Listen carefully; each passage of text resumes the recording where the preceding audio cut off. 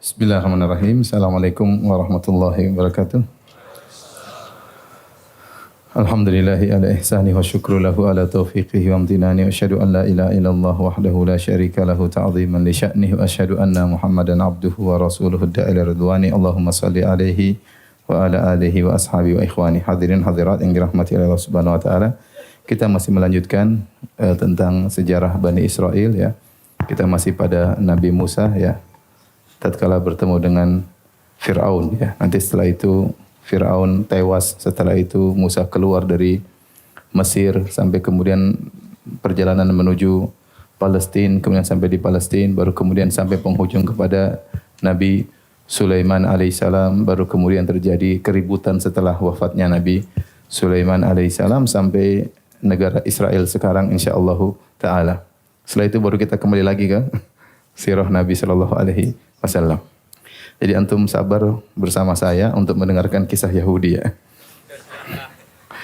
Baik hadirin dan hadirat yang Allah Subhanahu wa taala, pada pertemuan yang terakhir telah kita sampaikan Musa pun bertemu dengan Fir'aun, kemudian terjadilah dialog ya dengan Fir'aun, dan ternyata Fir'aun memang adalah orang yang sangat ya pandai berbicara ya.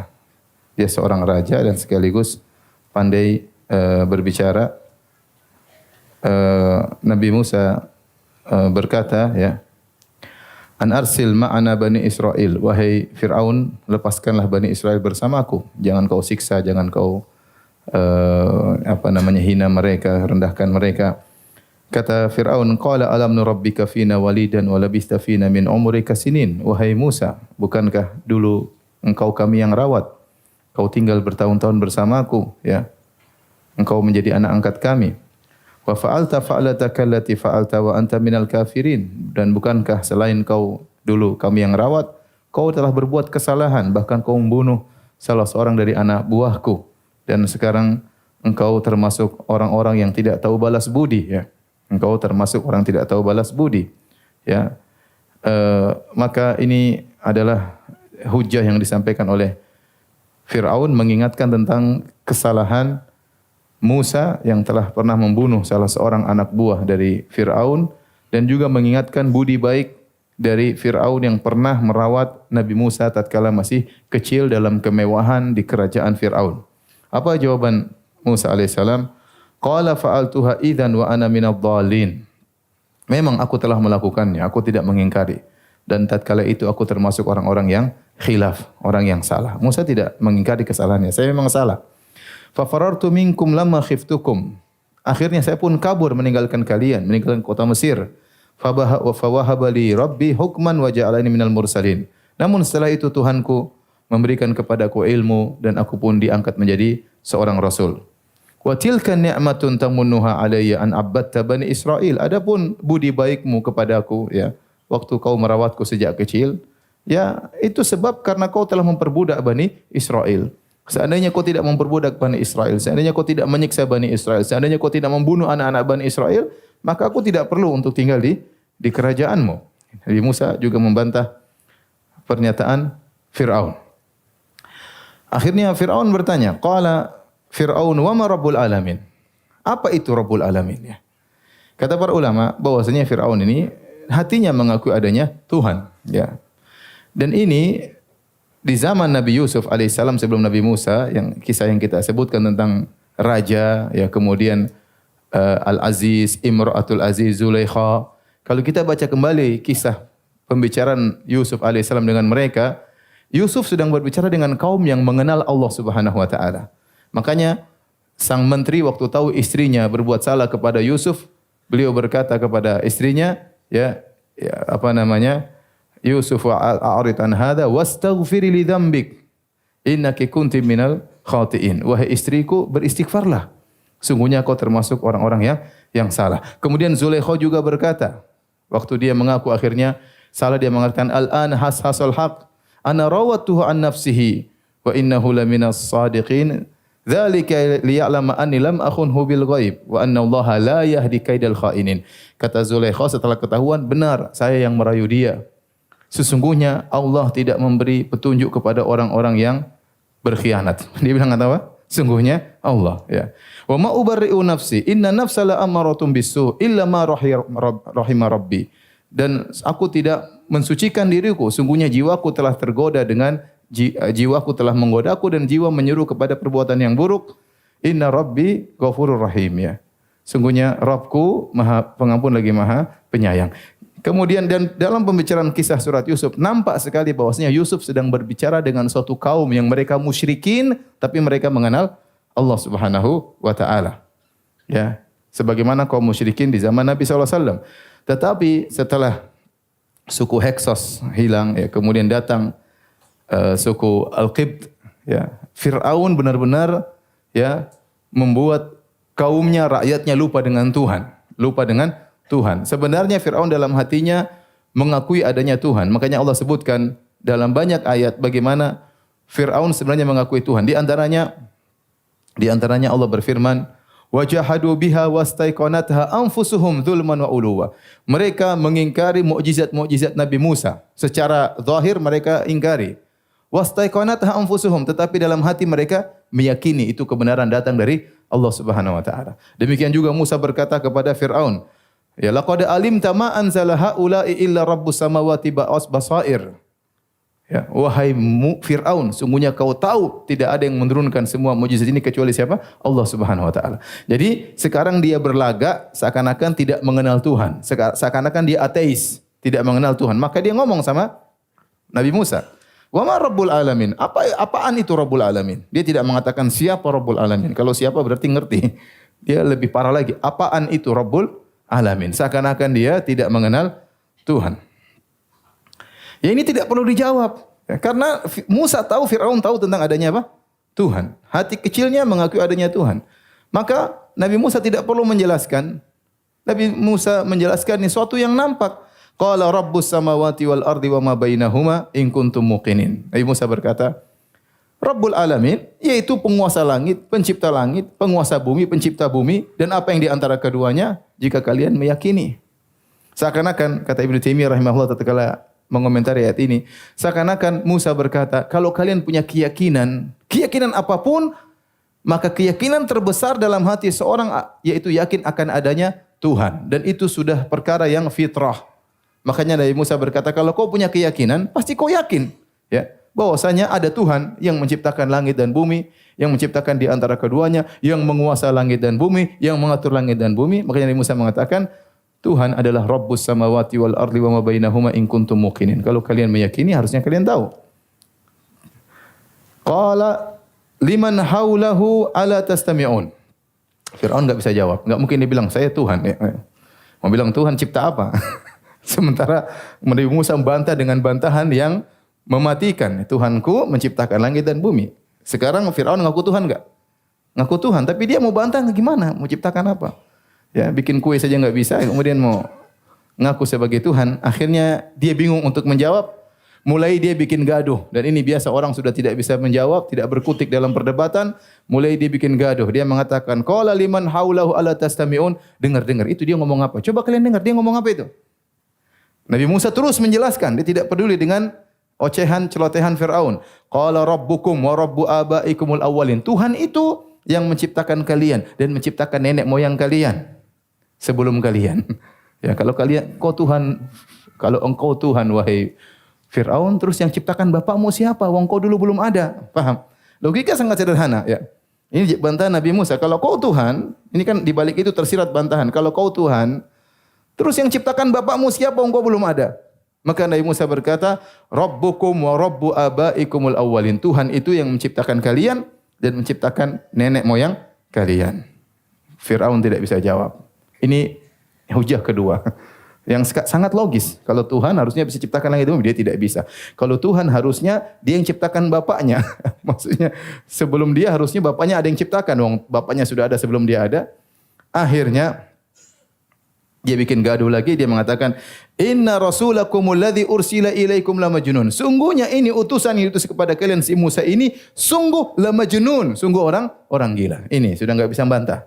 Ini sungguh orang gila. Nabi Musa tidak peduli dengan celotehan Firaun, maka dia lanjutkan, "Qala rabbul masyriqi wal maghribi wa bainahuma in kuntum ta'qilun." Sungguhnya Rabbku, adalah penguasa timur dan barat dan apa yang ada di antara keduanya jika kalian berakal. Seakan-akan Nabi Musa berkata, kalian akal enggak ada ya. Masa Tuhan modelnya kayak begini? Cuma dia jawabnya tersirat, tidak apa? Tidak langsung ya. Karena Allah menyuruh Nabi Musa berkata-kata lembut kepada siapa?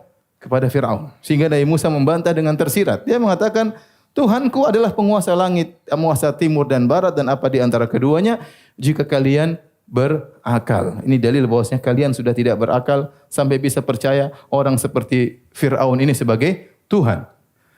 Yang pertama tahu Fir'aun itu bukan Tuhan, yang pertama tahu Fir'aun itu pendusta, Fir'aun sendiri. Dia tahu dia bukan Tuhan. Dia tahu dia dulu kecil, dia dulu ingusan, dia dulu merangkak, dia tahu. Dia tahu dia lapar, dia tahu dia buang air, dia tahu dia sakit, dia tahu dia takut. Masa itu Tuhan? Tapi karena dia sombong dan dia bodoh-bodohin rakyatnya semua patuh sama dia. Tidak ada cara lain tatkala dalam berdebat, maka dengan tangan besi. Apa kata Firaun? Qala la in ittakhadhta ilahan ghairi la aj'alannaka minal masjunin. Wahai Musa, kalau kau mengambil ada Tuhan selainku, aku akan sungguh-sungguh penjarakan engkau. Waduh. Sudah, kalau di penjara selesai. Nabi Musa tidak putus asa. Nabi Musa kemudian ambil celah karena Firaun ini orangnya jaga image ya. Jaga image. Kalau begitu kan berarti kalah debat. Rakyatnya lihat, kemudian pembesar-pembesarnya lihat, wah ini main kasar, kalah debat, sudah kalau gitu saya penjara. Akhirnya Musa berkata, "Qala awalau ji'tuka bi syai'im mubin." Bagaimana kalau saya datangkan kepada engkau suatu bukti yang nyata bahwasanya saya utusan Tuhan? Firaun kepancing. Qala fa'ti bihi. Ayo, mana buktinya kau seorang utusan Tuhan? In kunta minas shadiqin, kalau kau benar-benar jujur. Nah, kita sudah cerita pada pertemuan lalu, Musa sudah latihan kan, lempar tongkat jadi ular, ngambil, sudah latihan enggak?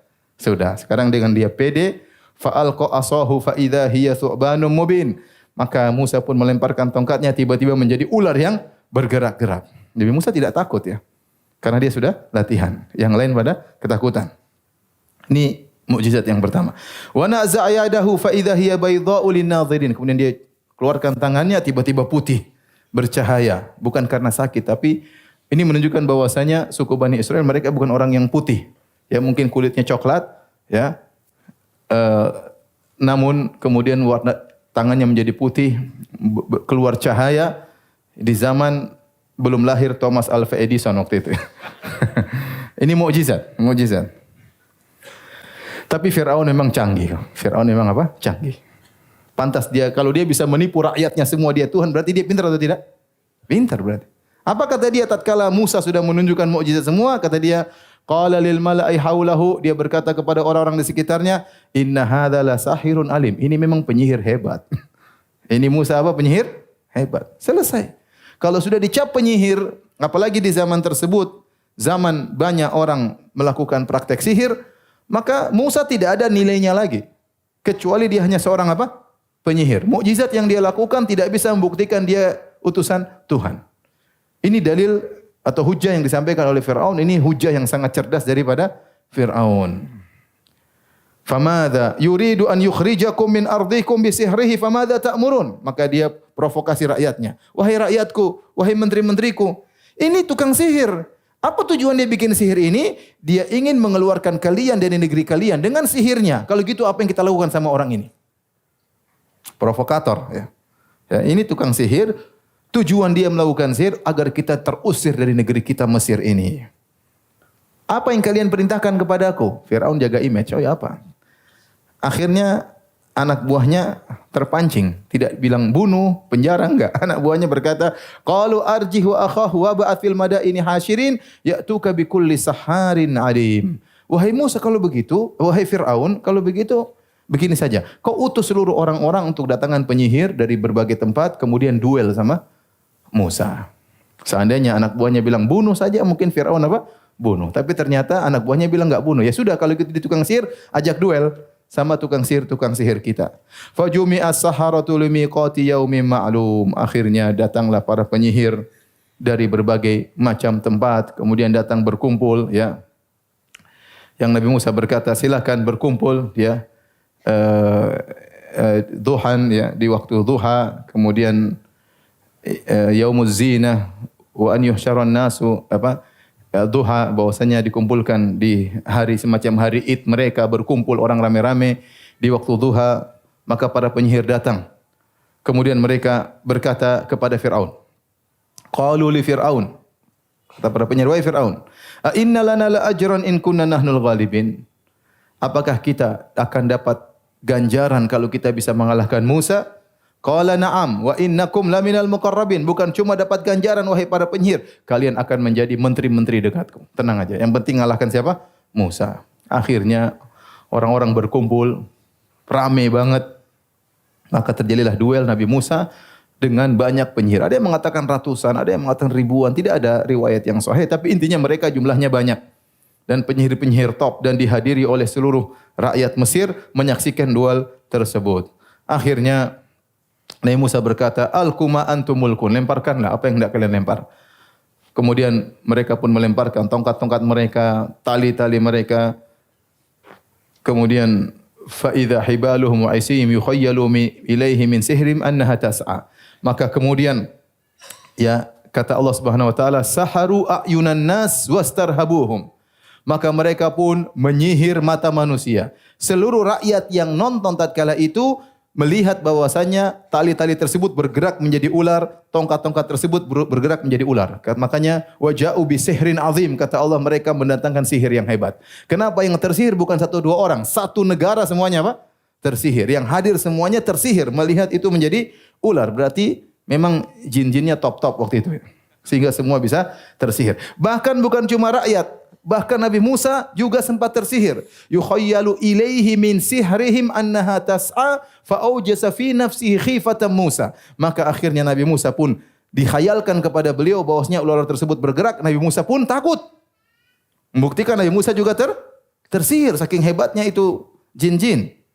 Qulna la takhaf innaka antal a'la. Kami berkata, wahai Musa, jangan takut, kau yang menang. Fa'alqi ma fi yaminika talqaf ma sana'u. Lemparkan yang ada di tangan kananmu, akan makan seluruh ular tersebut. Ya, maka Nabi Musa pun melemparkan tongkatnya, tiba-tiba menjadi ular yang besar, kemudian memakani ular-ular yang kecil-kecil tersebut. Akhirnya kalahlah para penyihir ya. Ibnu Taimiyah rahimahullah waktu mengomentari ayat ini, beliau berkata, jin bisa menghayalkan kepada seseorang, kepada mata manusia. Bahkan Ibn Taimiyah juga pernah mengalami hal ini. Bukan dia, maksudnya ada orang-orang tatkala sedang berjihad di tempat yang lain, tiba-tiba mereka bertemu dengan Ibn Taimiyah. Kemudian mereka berkata kepada Ibn Taimiyah, Ibn Taimiyah, kami bertemu dengan anda di negeri sana. Kata Ibn Taimiyah, dzaka syaitan, itu syaitan yang meniruku. Aku di sini, tidak ke sana. Jadi syaitan bisa meniru apa? Seseorang. Syaitan bisa menghayalkan kepada seseorang. Misalnya kata Ibn Taimiyah, ada orang pergi ke jin atau ke dukun, kemudian barangnya hilang, pergi ke dukun. Akhirnya dukun bisa menghayalkan, barangmu seperti ini. Dia seperti melihat barang tersebut. Padahal tidak ada, itu cuma hayalan dari apa? Jin. Jin bisa bikin hayalan. Ya. Kemudian menjadi menghayal, ternyata nggak ketemu juga barangnya, sama aja. Misalnya. Atau kemudian menjadi seorang yang cantik jelita, atau berubah menjadi genderuwo, berubah menjadi macam-macam ya. Simpan jembatan Ancol, terserah apa? Jin. Dia bisa membuat seorang berhayal. Bisa jadi seorang menghayal seakan-akan bertemu dengan kiai. Seperti tadi, bertemu dengan Ibnu Taimiyah rahimahullahu taala, bertemu dengan malaikat, padahal itu semua hayalan jin. Dan jin mampu untuk membuat khayalan tersebut, inilah sihir.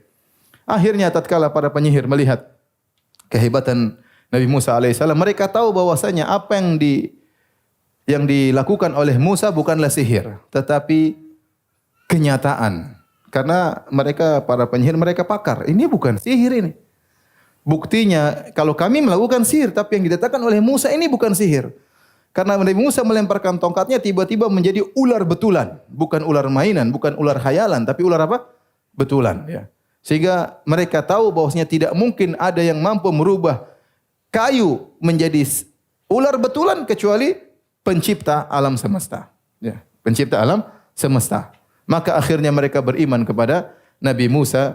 Kemudian faulqiyas saharatu sujada. Mereka pun sujud kepada Allah Subhanahu wa taala. Tatkala itu juga qalu amanna bi rabbil alamin. Kata mereka, kami beriman kepada Rabbul Alamin, Rabbi Musa wa Harun. Kami beriman kepada Rabbnya Musa dan Rabbnya Harun. Fir'aun pun marah. Qala amantum lahu qabla an adzana lakum. Kalian berani beriman kepada Musa sebelum aku izinkan kalian. Innahu lakabirukumul ladzi 'allamakumus sihr. Sungguhnya Musa itu memang guru kalian yang telah mengajari sihir pada kalian. Di sini nampak kecerdasan Firaun. Firaun kembali lagi menipu rakyatnya dengan berkata, ini mereka sudah sepakat sebelumnya, sandiwara doang. Sandiwara doang. Ini gurunya, ini muridnya. Pintar enggak Firaun? Pintar. Kalau enggak pintar gimana nipu rakyat di Tuhan? Ya. Entah rakyatnya terlalu bahlul atau Firaun terlalu pintar. Tapi intinya dia jago. Bayangkan dalam kondisi seperti itu dia bisa langsung berbuat hila. Langsung dia berkata, ini guru kalian. Kalian sudah bersandiwara. Sudah selesai, enggak ada yang beriman kepada mereka. Harusnya semua orang beriman. Sebagaimana penyihir apa? Beriman. Tapi subhanallah Fir'aun langsung bisa merubah suasana sehingga akhirnya tidak jadi beriman kepada Nabi Musa. Sementara penyihir tahu ini benar-benar utusan Tuhan. Bagaimana kayu bisa berubah menjadi zat kayu, bisa berubah menjadi zat daging seperti ular. Kata Fir'aun, la uqatti'anna aydiyakum wa arjulakum min khilafin wa la usallibannakum ajmain. Aku akan menyalib kalian dan aku akan potong kalian secara miring, tangan kiri dengan kaki kanan atau tangan kanan dengan kaki kiri. Sebagian ulama mengatakan, Hasan Al-Basri mengatakan, yang pertama kali melakukan siksaan seperti ini dengan memotong, dengan menyimpang ya, bersilang adalah Fir'aun. Jadi dia punya kreativitas dalam menyiksa. Yang pertama kali menyiksa begini modelnya siapa? Fir'aun. Potong tangan kiri, kaki kanan. Ya orang kan biasanya kaki potong dua-dua atau tangan potong dua. Tapi dia agak miring, potong tangan kiri dengan kaki kanan. Atau tangan kanan dengan kaki kiri. Maksudnya apa? Allah alam. Pokoknya dia berkreativitas. Kata para penyihir, qalu la dhair, tidak ada masalah. Inna ila rabbina munqalibun. Ya. Kami kembali kepada Rabb kami. Dalam ayat yang lain kata mereka, faqdi ma anta qad, innama taqdi hadhil hayatad dunya. Para penyihir berkata, Rabbana afrik alaina sabra. Ya Rabb kami, berikanlah kami kesabaran. Minta kepada Allah. Dalam kondisi-kondisi genting, seorang berdoa kepada Allah agar diberi apa? Kesabaran. Sekarang mereka beriman dan diancam untuk dibunuh, bukan sekedar dibunuh, disiksa. Bayangkan dipotong tangan kiri dengan kaki kanan, kemudian disalib, tidak langsung mati, disiksa. Dan ini Fir'aun ancam mereka, maka mereka berdoa kepada Allah, ya Allah, berikanlah kami kesabaran. Setelah Allah berikan mereka kesabaran, dengan kokoh mereka berkata, faqdi ma anta qad. Silakan bunuh kami. Silakan putuskan apa yang kau putuskan. Innama taqdi hadhil hayatad dunya. Kau hanya menghilangkan kehidupan dunia ini. Inna amanna bi rabbina liyaghfir lana khatayana. Sungguhnya kami beriman kepada Rabb kami agar Rabb kami mengampuni segala dosa-dosa kami yang telah lalu. Maka mereka pun dibunuh dan mereka juga akhirnya masuk apa? Surga. Bayangkan para penyihir Fir'aun yang puluhan tahun terjerumus dalam kesyirikan. Bahkan di antara kesyirikan yang paling parah, yaitu bekerja sama dengan syaitan, melakukan sihir. Bahkan mata pencaharian mereka adalah sihir. Bahkan mereka datang untuk berduel dengan utusan Tuhan. Ingin mengalahkan utusan Tuhan, Nabi Musa alaihissalam. Tiba-tiba Allah kasih hidayah kepada mereka. Dalam sekejap mereka beriman, hidup tidak lama. Akhirnya masuk apa? Surga, menghapuskan seluruh dosa-dosa mereka yang telah lalu selama puluhan tahun. Baik, hadirin dengan hati Allah Subhanahu wa taala. Setelah kalahnya para penyihir dalam duel tersebut, maka Fir'aun masih terus ya menyiksa Bani Israel dan dia tidak membunuh Nabi Musa karena Nabi Musa menang dalam duel ya. Kalau dia bunuh Musa ya berarti dia enggak jaga image berarti. Masa kalah kemudian main bunuh. Ya dia ingin jaga image di hadapan apa? Rakyatnya. Tuhan harus berwibawa ya intinya dia tidak bunuh Nabi Musa dan dia terus melancarkan gangguannya kepada Bani Israel dan disebutkan Nabi Musa masih hidup, ada yang mengatakan 20 tahun, ada yang mengatakan 40 tahun setelah itu kejadian tersebut sebelum Nabi Musa keluar dari Mesir. Sebelum Nabi Musa keluar dari Mesir.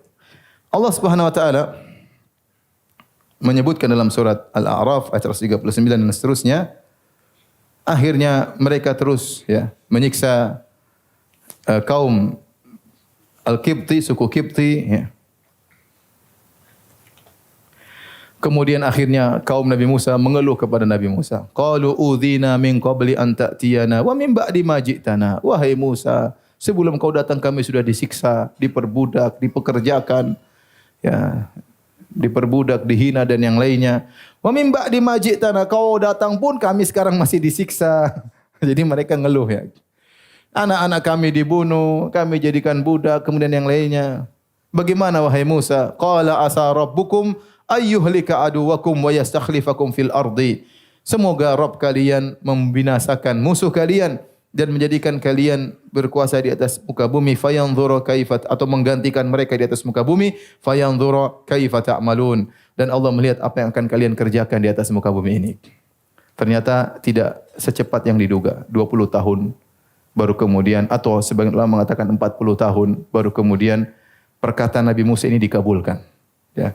Jadi tidak semua maksudnya doa harus dikabulkan secara cepat. Ya. Ada hikmah-hikmah yang Allah kehendaki, ada skenario yang Allah kehendaki. Kita boleh berdoa, tapi dikabulkan cepat atau lambat terserah Allah Subhanahu wa taala. Saya katakan tentang diri saya sendiri. Saya sekarang berdoa tidak dikabulkan. Terkadang saya sudah lupa doa tersebut. Ternyata 2 tahun kemudian baru Allah kabulkan. Ternyata 3 tahun kemudian Allah kabulkan. Berarti waktu itu belum pas untuk Allah kabulkan. Berkaitan dengan keimanan kita, dengan kemaslahatan kita. Karena yang lebih tahu tentang maslahat kita adalah Allah daripada kita sendiri. Baik. Mulai Allah bikin rencananya, Allah memberi ujian-ujian kepada Fir'aun dan para pengikutnya. Kata Allah Subhanahu wa taala, "Wa laqad akhadna ala fir'auna bis-sinin." Sungguh kami telah menyiksa Firaun dan pengikutnya bis-sinin dengan musim kemarau berkepanjangan. Wa naqsim minats thamarati, dan Allah menjadikan hasil bumi mereka berkurang. Ya, gandum mereka berkurang, buah-buahan mereka berkurang. Kenapa? Karena musim kemarau. Kata Allah, la'allahum yadhakkarun. Semoga mereka sadar. Namun apakah mereka sadar? Mereka tetap tidak sadar. Bahkan mereka mengatakan, ente Musa sebabnya. Kita dulu nyaman-nyaman, gara-gara ente datang lihat semua berubah jadi susah. Dulu waktu ente belum ada, kita dalam kondisi nyaman, subur. Ente datang kemarau semuanya. Mereka berkata, fa idza ja'at Allah Subhanahu wa taala, fa idza ja'atuhumul hasanatu qalu lana hadhihi. Kalau datang kebaikan kata mereka ini memang hak kita. Wa in tusibum sayyi'atun, kalau mereka ditimpa dengan keburukan, ya tayyaru bi Musa wa ma'ah, kata mereka bertatoyur. Ini gara-gara Musa dan para pengikutnya. Sejak mereka datang kita musibah. Dan memang benar sejak Nabi Musa datang mereka kenapa? Musibah. Tapi musibah itu bukan datangnya Nabi Musa karena kalian tidak beriman kepada Nabi Musa. Namun saya katakan Fir'aun pintar apa? Pintar ngomong. Ala innama ta'iruhum indallah walakinna aktsarahum la ya'lamun. Kemudian mereka berkata kepada Nabi Musa, wa qalu mahma ta'tina bihi min ayatin litasharana biha fama nahnu laka bimu'minin. Mereka mengucapkan kata-kata yang menunjukkan mereka tidak bakalan beriman. Apa kata mereka? Wahai Musa, mukjizat apapun yang kau datangkan untuk menyihir kami, kami tidak bakalan apa? Beriman kepadamu. Percuma. Mau bikin ini, mau bikin tongkat jadi ular, mau keluar cahaya, mau apapun, itu semua apa? Sihir. Mahma ta'tina bihi min ayatin litasharana biha. Mukjizat apapun yang kau datangkan untuk menyihir kami, fama nahnu laka bimu'minin. Kami tidak akan beriman kepada Anda wahai Musa. Maka Allah pun bikin ujian berikutnya. Ya. Fa arsalna alaihim tufan. Maka Allah kirim tufan. Tufan itu maksudnya banjir besar. Ya, bukan angin topan ya. Banyak orang menyangka tufan maksudnya apa? Angin topan. Bukan, maksudnya adalah banjir besar. Disebutkan hujan turun dengan deras. Ya, tadinya mereka kemarau, kemudian turun hujan yang apa? Deras. Setelah hujan deras, mereka menyangka itu rezeki, ternyata hujan enggak berhenti-berhenti. Hujan enggak berhenti-berhenti, akhirnya menenggelamkan mereka sampai masuk di rumah-rumah mereka. Tidak hilang-hilang banjir tersebut. Mereka bingung juga ya. Akhirnya mereka bilang, wahai Musa, berdoalah kepada Tuhanmu. Ya. La in kasyafta anni rijza, kalau ternyata Allah hilangkan ini, la in kasyafta anna rijza lanu'minanna laka. Sungguh kami akan beriman kepada engkau. Wa lanursilanna ma'aka bani Israil, dan kami akan membebaskan Bani Israel untuk pergi dengan engkau. Tapi berdoalah kepada Tuhanmu agar banjir ini dihilangkan. Setelah mereka putus asa, akhirnya Nabi Musa berdoa, ya Allah hilangkan banjir tersebut. Akhirnya banjir itu apa? Hilang. Waktu banjir itu hilang, tumbuhlah tumbuhan baru, ya, karena subur. Kata mereka, ini memang nikmat. Ini banjir ada hikmahnya, ada apa? Tumbuh-tumbuhan baru. Mereka tidak beriman lagi kepada Nabi Musa. Taib, berjalan waktu mungkin berapa lama selang waktu lagi Allah kirim. Tatkala mereka sudah tumbuh-tumbuhan yang banyak karena subur dan mereka lupa dengan doanya Nabi Musa, kata mereka memang ini sudah kejadian alam, memang waktunya tumbuh-tumbuhan, ternyata banjir tersebut ada hikmahnya menumbuhkan tumbuhan yang baru. Allah kirim wal jarada, Allah kirim belalang. Belalang banyak, sudah mereka mau panen dimakan sama belalang semuanya. Dimakan semuanya. Subhanallah. Tidak berhenti-berhenti belalang. Mereka mau panen dimakan sama belalang. Akhirnya mereka pusing. Mereka bilang lagi, wahai Musa, doa sama Tuhanmu. Hilangkan ini belalang. Kalau hilang kami akan beriman kepada engkau. Dan kami akan melepaskan Bani Israel. Nabi Musa berdoa. Siapa tahu kali ini taubat. Berdoa, ya Allah. Ini Fir'aun enggak taubat-taubat. Ya Allah, siapa tahu kali ini taubat. Akhirnya Allah hilangkan lagi Jarad. Waktu hilang masih ada sisa sedikit. Belum sempat dimakan oleh belalang. Kata mereka, ini ujian, jadi kita makan sisanya aja. Enggak mau beriman sama Nabi Musa. Akhirnya mereka bisa makan. Tidak lagi mau beriman kepada Nabi Musa. Seakan-akan ini semua kejadian-kejadian alam. Tidak ada kaitannya dengan dosa-dosa yang mereka lakukan. Dan itu bahaya, ikhwan. Kalau seorang dikasih musibah oleh Allah dan dia tidak kembali kepada introspeksi diri, itu bahaya. Bahaya. Dan betapa banyak orang seperti itu. Dikasih musibah, dikasih bencana, dia merasa ya biasa kejadian alam. Dia tidak mengingat dosa. Apalagi dia mengatakan, oh saya sedang diangkat oleh Allah Subhanahu wa taala. Subhanallah. Iya, diangkat tapi ente karena dosa-dosa ente, makanya ente diuji. Jadi selalu memandang dirinya dengan ujub. Seharusnya seorang kalau terkena musibah dia kaitkan ini pasti karena dosa kita yang kita lakukan. Oleh karenanya tatkala belalang sudah dihilangkan, masih tinggal sedikit mereka makan, mereka lupa kepada Nabi Musa. Akhirnya Allah kirim ujian baru. Wal kummal, Allah kirim kutu busuk di mana-mana. Kutu busuk di mana-mana. Mereka masuk kamar ada kutu busuk. Mereka tidur ada kutu busuk. Di belakang mereka enggak bisa diusir. Banyak banget. Dan ini membuat lebih menderita daripada sebelumnya. Bayangkan kutu busuk, bau di mana-mana. Basuk di baju-baju mereka. Basuk di tempat tidur mereka. Menggigit mereka. Gatal dan macam-macamnya. Mereka enggak kuat. Wahai Musa, ini kutu tolong berdoa sama Tuhanmu. Kata mereka, Tuhanmu, bukan Tuhan kita. Berdoalah kepada Tuhanmu. Ya. Ya.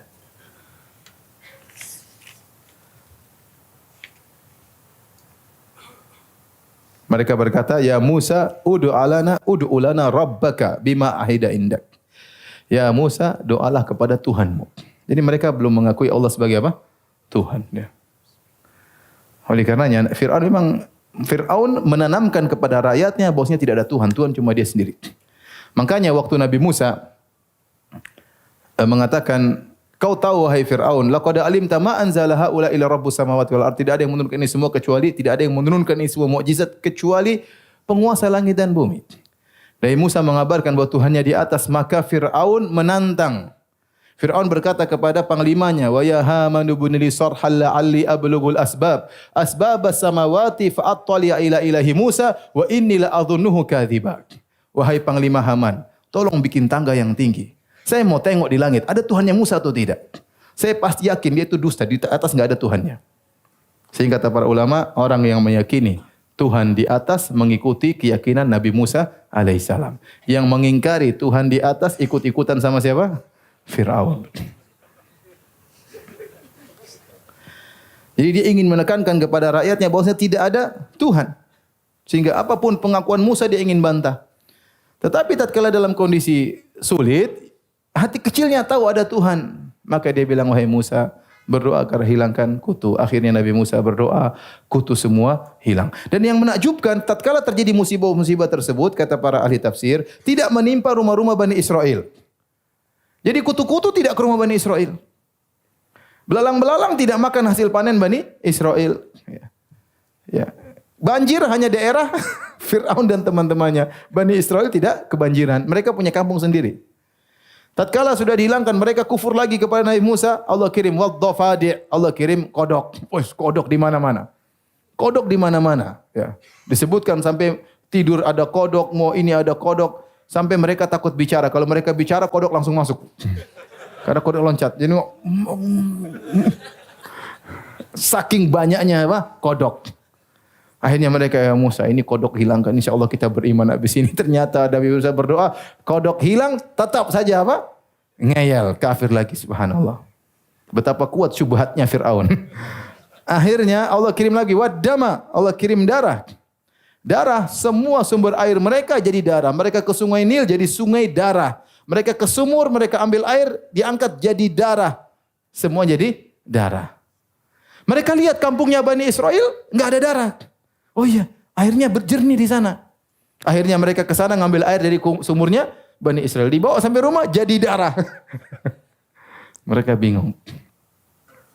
Akhirnya mereka bilang lagi, Musa, tolong hilangkan darah ini. Kami beriman habis ini. Nabi Musa berdoa lagi. Subhanallah, Nabi Musa baik. Akhirnya berdoa dan hilang lagi itu semuanya.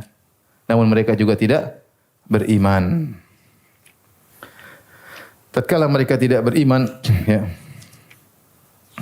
akhirnya mereka sudah jengkel, ya. Mereka ingin membunuh, ya, Bani Israel. Karena tidak ada jalan lain untuk menghilangkan dakwah Nabi Musa dan seluruhnya, tidak ada jalan kecuali dengan membunuh mereka. Maka mereka rencanakan untuk membunuh Musa dan Bani Israel. Ya. Maka Allah memperingatkan Nabi Musa, walaqad auhayna ila Musa an asri bi ibadi fadrib lahum tariqan fil bahri yabasa la takhafu darakan wa la takhsha. Maka kata Allah Subhanahu wa taala, sungguh kami telah mewahyukan kepada Musa untuk membawa pergi hamba-hambaku di malam hari. Keluar diam-diam di malam hari. Ya, karena Fir'aun dan belantaranya hendak membunuh Musa dan para pengikutnya, ya. Akhirnya keluarlah Nabi Musa bersama para pengikutnya berjalan menuju ke Laut Merah, ya. Akhirnya tatkala mereka sudah pergi, pagi-pagi Fir'aun baru sadar. Karena dia Tuhan tapi tidur, ya. Jadi enggak ngerti apa yang terjadi di sekitarnya. Ya, ini Tuhan Bahlul, ya. Sudah pergi semuanya. Ngamuk dia. Ngamuk, ya. Maka kemudian, ya, kata Allah Subhanahu wa taala dalam surat Asy-Syu'ara, fa arsala fir'aunu fil madaini hasyirin. Maka dia kumpulkan seluruh pasukannya di seluruh kota-kota, di kampung-kampung, di seluruh RW kumpul semuanya. Lurah kelurahan semua dikumpulkan. Semua anak buahnya dia kumpulkan. Dia lagi ngamuk banget. Kemudian dia berkata, inna haula'i lasyirdzimatun qalilun. Sungguhnya mereka Bani Israel hanyalah golongan sedikit. Ingat, kata ini nanti akan kita bahas suatu saat. Fir'aun waktu mensifati Bani Israel, dia berkata, inna haula'i lasyirdzimatun qalilun. Sungguhnya Bani Israel cuma sedikit, kita banyak. Wa innahum lana laghaidun. Sungguhnya mereka yang sedikit itu telah membuat kita murka. Wa inna la jami'un hadirun. Dan kita adalah kelompok yang selalu waspada, berjaga-jaga untuk menangkap mereka. Maka mereka pun keluar. Dan mereka keluar rame-rame seluruhnya. Kata para ulama seluruhnya diajak. Karena mereka ingin pesta membunuh Bani Israel. Maka semua diajak, tidak seorang pun dibiarkan. Semuanya diajak. Menteri-menterinya, rakyatnya, algojo-algojonya, laki-laki, perempuan, semua diajak untuk mengejar siapa? Musa dan para pengikutnya. Kata Allah, fa akhrajnahum min jannati wa uyun. Allah cerita tentang indahnya Mesir. Kami pun mengeluarkan mereka dari kebun-kebun yang indah di Mesir, dari mata air yang mengalir di Mesir. Semua kekayaan mereka tinggalkan, menuju apa? Kematian. Mereka sudah jadi raja berpuluhan tahun dengan keindahan, ya. Semuanya Allah keluarkan mereka. Kata Allah, fa akhrajnahum min jannati wa uyun. Kami keluarkan mereka dari kebun-kebun mereka yang indah, dari mata air yang indah. Wa kunuzin wa maqamin karim. Dari harta-harta yang banyak yang mereka miliki. Dari kedudukan yang mulia sebagai raja dan bangsa yang mulia. Wa kadzalika wa arafnaha Bani Israil. Suatu hari kami akan mewariskan ini kepada Bani Israel. Disebutkan yaitu di zaman Nabi Sulaiman alaihissalam. Akhirnya apa? Fa'atba'uhum musyrikin. Tatkala matahari menyingsing, terbit, maka akhirnya ketemuan. Karena Nabi Musa kan orang susah, orang-orang tua, nenek-nenek. Jadi enggak bisa cepat, jalannya pelan. Akhirnya kesusul. Kesusul di mana? Pas waktu mereka tersusul, di hadapan mereka ada Laut Merah. Kata Allah Subhanahu wa taala, "Falamma tara al-jam'ani qala ashabu Musa inna lamudrakun." Tatkala sudah saling melihat di antara dua kelompok, kelompoknya Musa dan kelompoknya Fir'aun, maka berkatalah pengikut Nabi Musa, "Inna lamudrakun." Kita bakalan ketangkap. Sebagian ahli tafsir mengatakan mereka yang ngajak Nabi Musa, "Ya Musa, katanya kita selamat, ini mau kemana lagi? Di depan ada Laut Merah, di belakang ada pasukan Fir'aun. Mau kemana? Kita pasti ketangkap. Nabi Musa dengan penuh keyakinan, kalla inna ma'iya rabbi sayahdin. Ini orang yang beriman. Semakin dalam kondisi sulit, dia semakin tawakal kepada Allah Subhanahu wa taala. Dia berkata sekali-sekali tidak, sungguhnya Rabbku akan memberi petunjuk kepadaku. Maka Allah berkata, "Fa'auhayna ila Musa an idrib bi asakal bahar." Wahai Musa, pukulkan tongkatmu kepada lautan. Sebenarnya enggak usah pukul tongkat, laut bisa terbelah. Tetapi Allah ingin memuliakan Nabi Musa. Ya. Maka dia bisa pukul tongkat. Akhirnya laut terbelah. Kata Allah, "Fanfalaqa, fakana kullu firqin kautaudil azim." Maka kata para ahli tafsir Ibnu Katsir rahimahullah taala mengatakan laut terbelah menjadi 12 pintu. Naik ke atas. Air lari mengalir ke mana? Ke atas. Ini mukjizat. Namanya air itu mengalir ke bawah. Ini mengalir ke mana? Ke atas. Kenapa 12 pintu? Karena Bani Israel 12 apa? Suku. Jadi masing-masing lewat pintunya berjalan supaya mereka tidak rebut-rebutan ya. Selalu begitu. Kalau ada, nanti akan disebut, kalau ada air, ada 12 keran. Nanti akan kita bahas ya.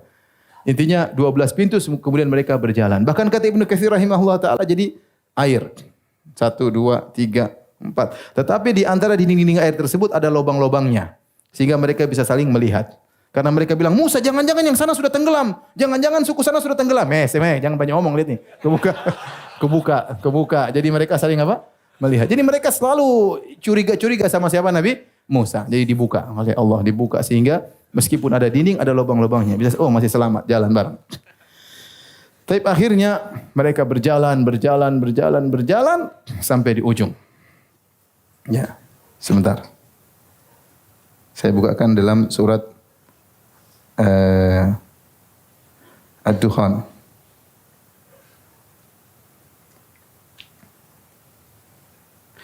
Akhirnya Nabi Musa sampai di ujung. Mulailah sudah sampai lewat Laut Merah. Saya enggak tahu Laut Merah berapa lebarnya. Intinya Nabi Musa dan pengikut sudah lewat. Fir'aun dan bala tentaranya baru sampai di ujung sini. Nabi Musa ingin pukul tongkatnya supaya laut kembali tertutup agar mereka selamat. Kata Allah, "Watrukil bahra rahwan." Watrukil bahra rahwan. Wahai Musa, jangan pukulkan tongkatmu. Biar laut terbelah seperti sebelumnya. Akhirnya laut tetap terbelah. Tatkala itu Fir'aun tahu ini musibah ini. Karena dia tahu ini memang saya membangkang sama Tuhan. Tapi sudah terlanjur. Saya bilang Fir'aun jaga image ya. Ya gimana sudah ngaku Tuhan. Sampai kata Ibnu Katsir, fatajallada Fir'aun. Fir'aun akhirnya sok kuat. Padahal dia sudah gelisah ini bakalan mati. Tapi ya apa boleh buat ya udahlah. Akhirnya dia pintar ngomong. Wahai rakyatku, lihat laut terbelah untukku. Wis. Mau mampus masih pede. Akhirnya Fir'aun jalan.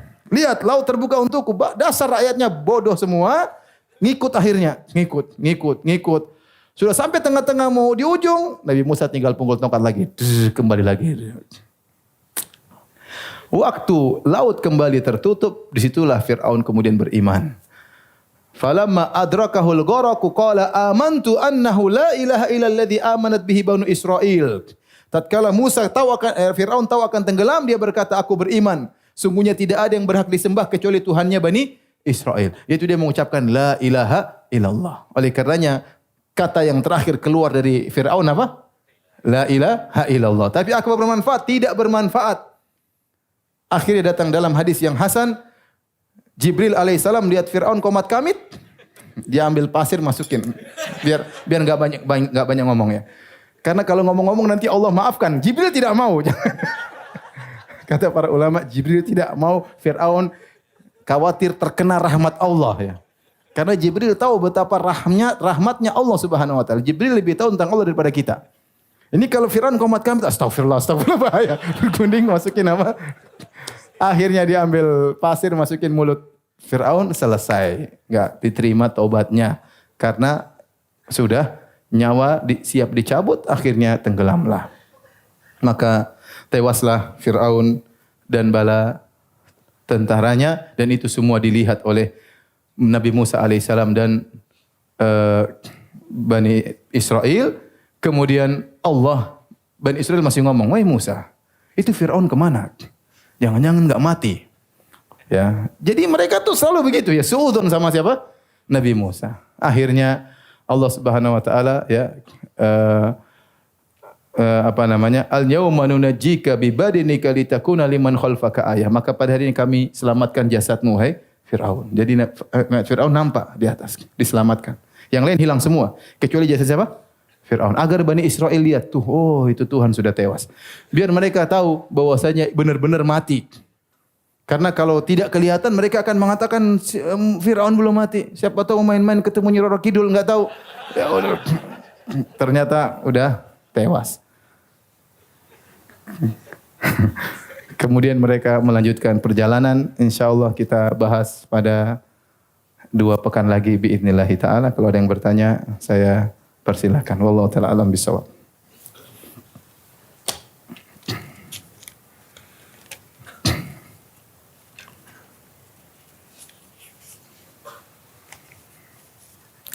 Ustaz, rakyat Fir'aun jika meninggal sebelum diutusnya Nabi Musa, apakah tetap dianggap mati dalam keadaan kafir?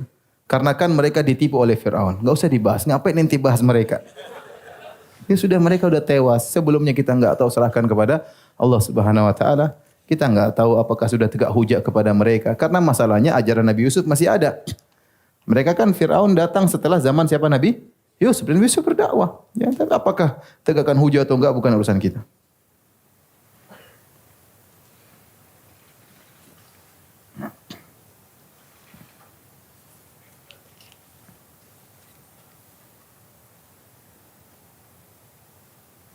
Pak Ustaz, para penyihir berubah beriman kepada Allah. Akhirnya dihapuskan semua dosa mereka terdahulu.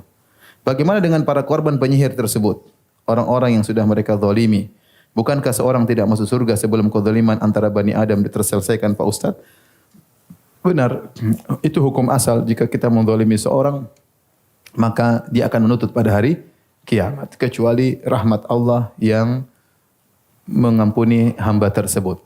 Makanya, Ibnu Qayyim waktu membahas seorang membunuh orang lain, maka dia melakukan dosa bertumpuk-tumpuk.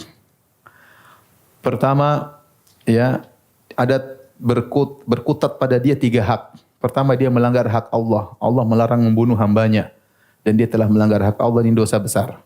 Yang kedua, dia telah melanggar hak keluarga dari mayat ini. Ini adalah saudara mereka, kenapa dia bunuh? Yang ketiga, dia telah melanggar hak sang mayat tersebut yang dia bunuh. Baik, azan dulu.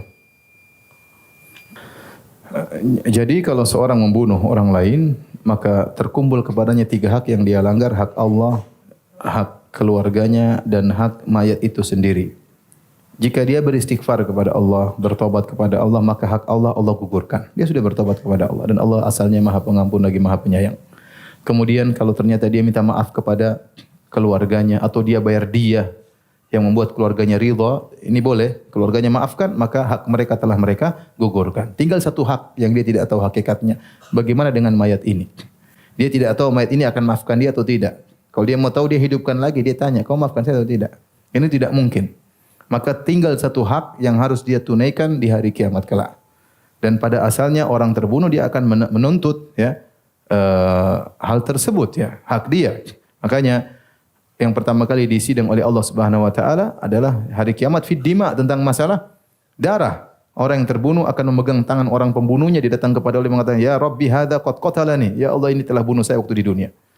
Tetapi kata Ibnu Qayyim rahimahullah taala, dalil-dalil menunjukkan bahwasanya kalau seorang bertobat dengan sungguh-sungguh, maka Allah akan mengampuni. Meskipun orang tersebut tidak memaafkan, tapi Allah akan mengampuni. Dan banyak dalil-dalilnya, seperti kisah pembunuh 100 nyawa yang kemudian dimasukkan ke dalam apa? Surga karena dia bertobat dengan tobat sungguhnya, sehingga Allah menggugurkan hak orang yang terbunuh. Allah ganti dengan yang lainnya. Di antaranya kata Nabi sallallahu alaihi wasallam, "Dhahikallah min rajulaini yaqtulu ma ahaduhuma yaqtulu ahaduhuma al-akhar kilahuma yadkhulul jannah." Kata Nabi sallallahu alaihi wasallam, Allah tertawa melihat 2 orang yang satu membunuh yang lainnya, tiba-tiba keduanya ketemu di surga ya. Jadi si A dan si B. Si A maju masuk dalam medan jihad. Si B kafir, si A muslim. Tahu-tahu si B bunuh si A. Berarti si A mati apa? Syahid. Yang B kafir. Tahu-tahu B masuk Islam. Si A tidak tahu dia sudah mati di luar. Tahu-tahu ketemu di surga. Loh, kok bisa masuk surga? Ceritanya bagaimana? Kok yang bunuh saya? Saya yang mati syahid, kok juga masuk surga, gimana ceritanya? Oh, kok enggak, oh ceritanya dulu saya bertobat. Saya hijrah ya.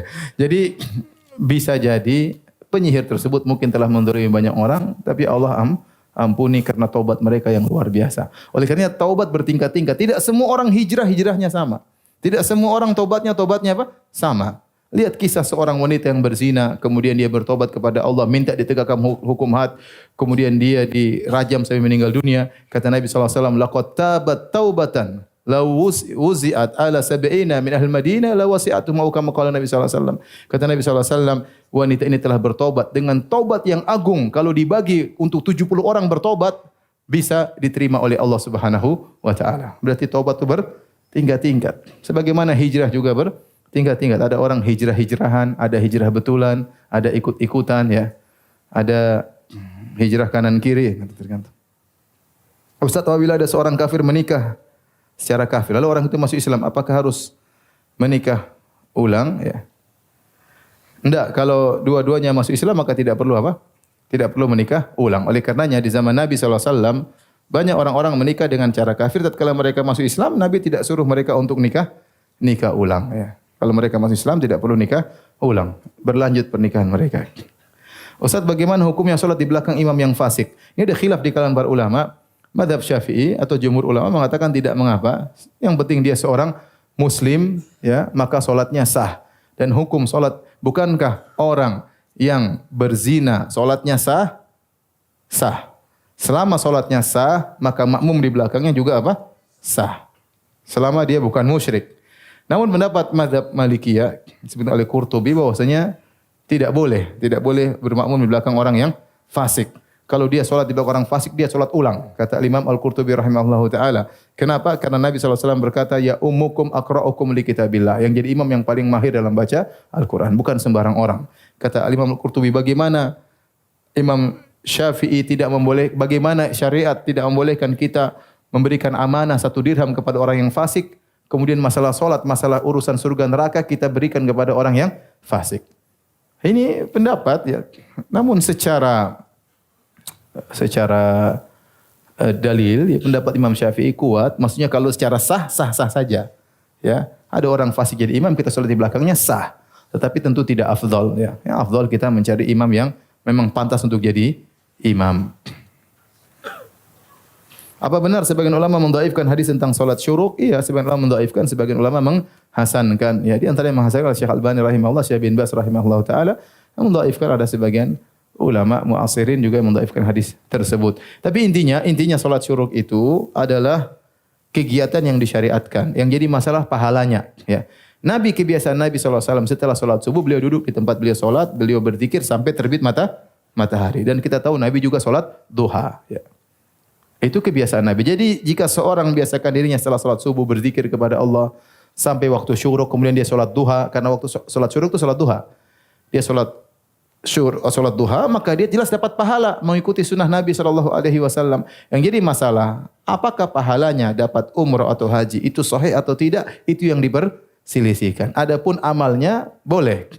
Tinggal masalah pahalanya. Datang hadis tersebut dari beberapa riwayat seperti dari, kalau tidak salah, dari Abu Umamah Al-Bahili, kemudian dari Anas bin Malik radhiyallahu taala anhu, dari Ibnu Umar radhiyallahu anhuma, dari beberapa sahabat, namun seluruh riwayatnya lemah.